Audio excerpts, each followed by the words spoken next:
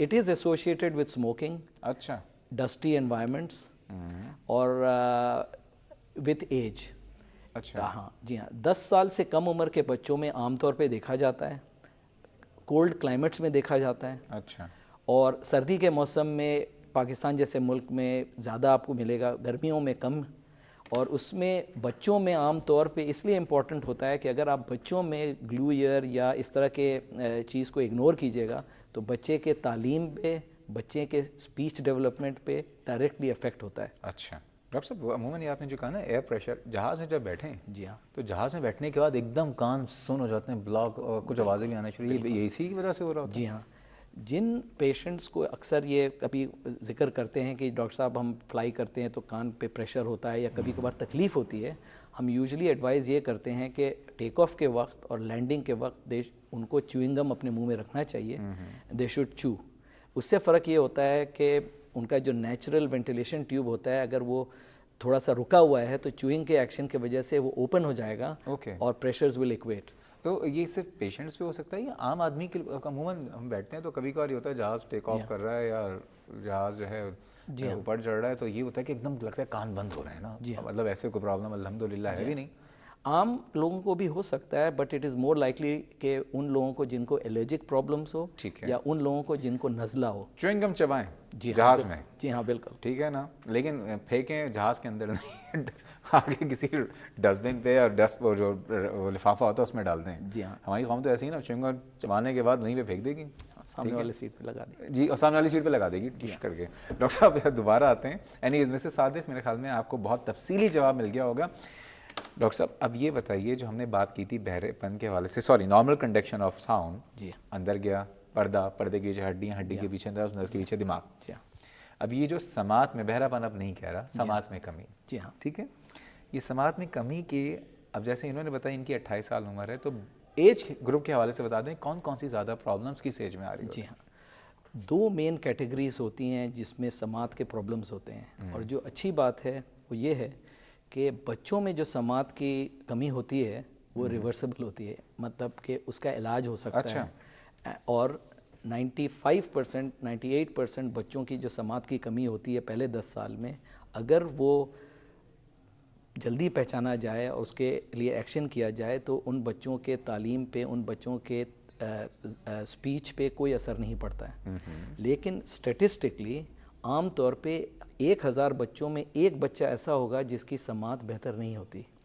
और आम तौर पे हम ये मशवरा देते हैं माँ बाप को कि अगर आपका बच्चा 3 साल की उम्र तक पहुँच अगर उसकी स्पीच और तलफ़ुज़ डेवलप नहीं हो रहा तो उनको बच्चे का हियरिंग या समात का टेस्ट ज़रूर कराना अच्छा, चाहिए। उनको पता कैसे चलेगा?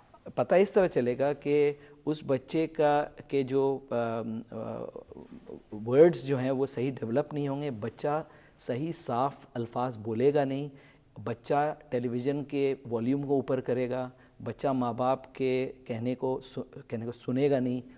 ये इतने सारे क्लूज़ होते हैं जो पिकअप हो जाते हैं, और अगर वो बच्चा नर्सरी या स्कूल जा रहा होता है और ये हालात घर पे हैं तो माँ बाप को टीचर से भी कोऑर्डिनेट करना चाहिए कि इस बच्चे is he for example absent in, lost in the class, खिड़की के बाहर देख रहे हैं जब टीचर पढ़ा रहे हैं। ठीक है। तो इन बच्चों का स्पेशली जिनके स्पीच सही नहीं है या अल्फाज सही प्रोनाउंस नहीं कर रहे हैं, उनका समात का टेस्ट कराना बहुत ज़रूरी है। डॉक्टर साहब, इसमें मज़ीद बात करते हैं, लेकिन नाजरीन, बात हो रही है आज समात की कमी के हवाले से, और कोशिश ये कर रहे हैं कि बात भी करते रहें, आपकी कॉल भी लेते रहेंगे, लेकिन इस वक्त हम जा रहे हैं एक छोटे से ब्रेक में, हमारे साथ रहिएगा।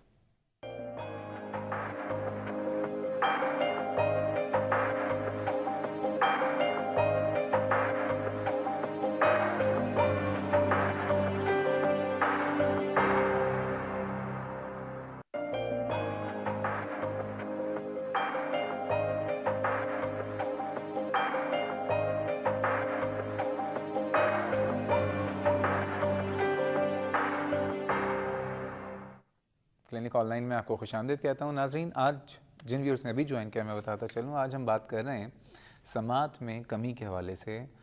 अमूमन हमारे माशरे में इसको बहरापन कहा जाता है, लेकिन एक्चुअल जो वर्ड है, जैसे डॉक्टर साहब ने मुझे बताया है कि इसको समात में कमी कहें तो ज़्यादा बेहतर है। इस हवाले से आज हमने मदऊ के एक बहुत ही मुअज़्ज़ज़ मेहमान को डॉक्टर मोहम्मद शाहिद कुरैशी साहब, डॉक्टर साहब बहुत दूर से आए, इंग्लैंड से आज हमारे प्रोग्राम में आए हैं और माशाल्लाह झंडे गाड़ रहे हैं, वहाँ पे पाकिस्तान के नाम के झंडे गाड़ रहे हैं। बहुत ही अच्छे ENT कंसल्टेंट हैं। डॉक्टर साहब, ब्रेक पे जाने से पहले हम बात कर रहे थे बच्चों के हवाले से। एक रीज़न मैं आपसे पूछना चाहूँगा, आपने ये तो बता दिया सिम्टम कि बच्चा सही तरीके से लफ्ज़ की अदायगी नहीं कर सके, जी हाँ, ठीक है, लेकिन ये बताइए कि बच्चों में समात में कमी के क्या असबाब क्या होते हैं, क्या वजूहात होती हैं? कई वजूहात हो सकते हैं। कुछ वजूहात ये होते हैं कि ड्यूरिंग प्रेगनेंसी अगर खुदा न खास्ता कोई इन्फेक्शन हो जाए। एक दूसरी वजह जो कॉमन होती है साउथ एशियन पॉपुलेशन में, वो होती है फैमिली हिस्ट्री। अगर ख़ानदान में किसी को समात का प्रॉब्लम है और कोई बच्चा पैदा होता है जिसके स्पीच डेवलपमेंट स्लो है, तो बहुत इम्पॉर्टेंट है कि उस बच्चे का चेक फ़ौरन कराया जाए, क्योंकि बच्चों में जो सबसे इम्पॉर्टेंट फैक्टर होता है ट्रीटमेंट का, मैनेजमेंट का, समात की कमी का, वो ये होता है कि जितना जल्दी डायग्नोसिस और ट्रीटमेंट स्टार्ट आप करते हैं, उस बच्चे को फिर आगे जाकर किसी चीज़ की डिसएडवांटेज नहीं होती। अगर बच्चे की डायग्नोसिस 5 साल से पहले हो जाए और 5 साल से पहले उसे हेयरिंग एड या और कोई डिवाइस के मदद से नॉर्मल हेयरिंग दी जाए, तो उस बच्चे के तालीम में, उस बच्चे के तलफ़्फ़ुज़ में, उस बच्चे के इंटेलेक्चुअल डेवलपमेंट में कोई असर नहीं होगा। लेकिन अगर 5 साल से 10 साल के दरमियान तक छोड़ा जाए तो कुछ कमी हो जाती है और 10 साल के बाद बहुत ज़्यादा कमी होती है। डॉक्टर साहब, तो ये बताइए क्या अगर फॉर एग्ज़ाम्पल अगर किसी पेरेंट को आज ये लगता है कि उसके बच्चे को ये तकलीफ़ है, सिर्फ़ और सिर्फ क्या लगता है कि बहुत से ऐसे बच्चे होते हैं सही सुन रहे होते हैं, जी हाँ, लेकिन उन आवाज़ की तलफ़्फ़ुज़ अमूमन 2 साल 3 साल तक ज़रा सही नहीं होती, लेकिन उससे पहले कॉलर मौजूद हैं बहुत देर से। राशिद साहब, अस्सलाम वालेकुम। हेलो, अस्सलाम वालेकुम। वालेकुम अस्सलाम। राशिद साहब क्या डॉक्टर साहब, आप कैसे हैं? अल्हम्दुलिल्लाह, आप खैरियत से हैं? और ये जो हमारे मेहमान इंग्लैंड से तशरीफ लाए हैं और अपनी डिस्टिंक्शन के साथ आए हैं, इतने आपने कहा ना, इतने गोरों में एक पाकिस्तानी ने ये जो अवार्ड जीता है, मैं उनको मुबारकबाद देता हूँ। बहुत शुक्रिया। और मुझ पे एक लम्हा ऐसे भी आया था, क्योंकि मैं तख्लीक करने वाला आदमी हूँ, माशाल्लाह। तो गुलशन इकबाल में यहाँ गूंगे बहरों की एक KFC है, तो मैं वहाँ जब खाना खाने गया था तो मुझे असर हुआ उस पे, और फिर मैंने एक नज़म रखी थी वे, तो वो नज़म मैं फिलहाल तो थोड़े से शेर याद हैं, लेकिन फिलहाल मैं डॉक्टर साहब से ये कहूँगा कि आदमी को कम सुनाई क्यों देता है, ओल्ड एज में क्या वजह है उसकी, और क्या वो कोई बीमारी है या ओल्ड एज प्रोसेस है? अच्छा, आपने ये सवाल तो पूछा है, अब आपने जब नज़म लिखी है तो एक शेर तो सुना दीजिए उसका। एक शेर सुना दूं? बिल्कुल। हाँ, मारू में समात है नुत्फ से आरी लोग, उल्फत नहीं चाहत हैं, और शर्मिंदा हुआ ऐसे फिर जिंदा हुआ ऐसे। जब मैंने उनको देखा तो मैं वाकई शर्मिंदा हुआ था और मुझ में दोबारा जिंदगी दौड़ी थी। बिल्कुल। तो अल्लाह उनको बहरहाल इस कमजोरी के बावजूद भी वो लोग KFC चला रहे हैं। और मेरी एक लंबी सी नज़म है जो मैंने अदबी फोरमों में वो सुनाई है। चलें, इंशाल्लाह ताला कभी ऐसा प्रोग्राम रखेंगे तो हम आपको ज़रूर मदऊ करेंगे। हाँ, जरूर। ठीक है राशिद साहब, बहुत शुक्रिया आपके लेकिन कॉल मैंने का। जो ओल्ड एज की बात की है ना, जी बिल्कुल। एक तो ये कानों में खारिश ज्यादा होती है, जी, और हम वो तीली लेते हैं, वो भी बुरी बात है, लेकिन वो शौक उसमें होता है, उसको जरा करते हैं। उसको करना चाहिए या नहीं करना आप चाहिए? कॉटन बर्ड्स की बात कर रहे हैं? हाँ, ठीक है। उसको करना चाहिए या नहीं करना चाहिए, और बूढ़े आदमी को मुआयना कब तक करना चाहिए? ठीक है जी, बहुत पर्टिनेंट क्वेश्चन है, बहुत शुक्रिया, बहुत शुक्रिया जी। डॉक्टर साहब, मैं बात कर रहा था उन बच्चों की, अभी हम बच्चों से निकल के इंशाल्लाह ओल्ड एज पे ही आ रहे हैं।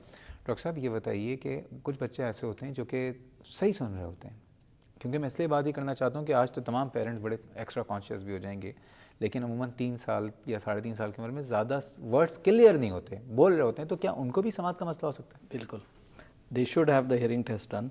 मैं आपको मिसाल देता हूँ, जो प्रैक्टिस वेस्ट में है, इंग्लैंड में मिसाल के तौर पे, जब बच्चा पैदा होता है उस बच्चे को वो घर नहीं जाने देते हैं जब तक उसका हियरिंग टेस्ट नहीं होता है। तो पैदाइश के दिन हर बच्चे का कंपलसरी हियरिंग टेस्ट होता है पूरे मुल्क में। पैदाइश पे? पैदाइश पे। क्या करते हैं इसमें? उसमें एक छोटी सी डिवाइस होती है जो कान में लगाते हैं, और बच्चे को कुछ करने की ज़रूरत नहीं होती है, कंप्यूटराइज्ड होता है, एक बटन दबाते हैं, 1 मिनट के अंदर उनको पता चल जाता है कि इस बच्चे की समात ठीक है या नहीं है। ओके। उसके बाद हेल्थ विजिटर के ज़रिए उसी बच्चे की दोबारा टेस्ट कराते हैं स्कूल जाने से पहले। अगर वो बच्चा उस वक्त भी पास कर देता है टेस्ट, तो that child is registered as कि इस बच्चे की समात नॉर्मल है। अगर कोई बच्चा पैदाइश के वक्त कंप्यूटराइज टेस्ट में फ़ेल होता है, तो उस बच्चे के टेस्ट दोबारा 1 महीने बाद कराया जाता है, 6 महीने बाद कराया जाता है, जब तक उनको एक्चुअल लेवल पता ना चले। फिर जैसे मैंने पहले कहा था, 3 साल से कम उम्र में उस बच्चे के समात का जो डिग्री है, मतलब कितनी समात उनकी कम है, और फिर उसके मुताबिक उसका इलाज करना ज़रूरी है ताकि उसके स्पीच में कोई असर ना पड़े। ठीक है डॉक्टर साहब, इस वक्त एक और कॉलर मौजूद हैं। अस्सलाम वालेकुम ज़हरा। अस्सलाम वालेकुम डॉक्टर साहब जी, मुझे मालूम करना था डॉक्टर साहब से, मेरे बेटे का 4 साल में ग्रोमेट लगे थे इनको, प्रोफेसर कमाल ने लगाए थे। तो अब इनके साथ प्रॉब्लम ये है कि इसके बाद भी जो उन्होंने कहा था कि टेस्ट करवाना, हम लोगों ने टेस्ट करवाया है, तो इसके जो टेस्ट में स्क्वायर ही आता है, और इसका इयरिंग माशाल्लाह से अच्छा है। इसको हम लोग कोई भी बात करते हैं, बहुत स्लो भी ट्राई करते हैं तो उसको सुनाई देता है। और इसकी एक ही कंप्लेन होती है कि जैसे रात को सोता है तो वो डम डम आवाज आती है, वो इस तरह की कंप्लेन करता है हमारे साथ।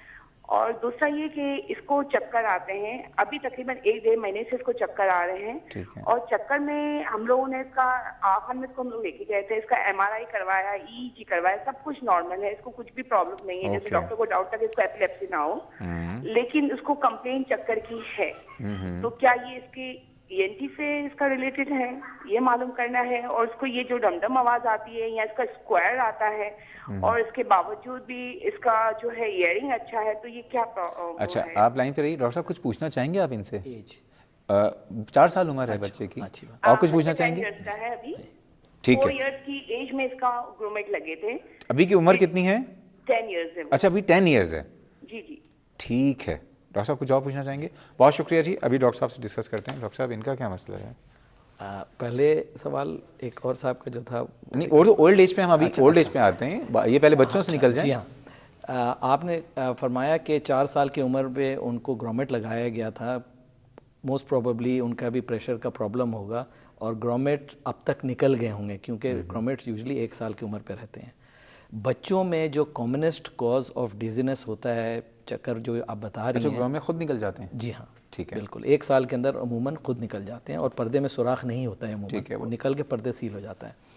लेकिन चक्कर की जहाँ तक बात है, बच्चों में कॉमनेस्ट कॉज ऑफ डिजीनेस जो है, चक्कर के जो कॉज हैं, वो कान की वजह से नहीं होते, वो मेडिकल कॉजेज़ होते हैं। मिसाल के तौर पे आपने जैसे फरमाया MRI कराया गया, EEG कराया गया, क्योंकि epilepsy is one of the common things.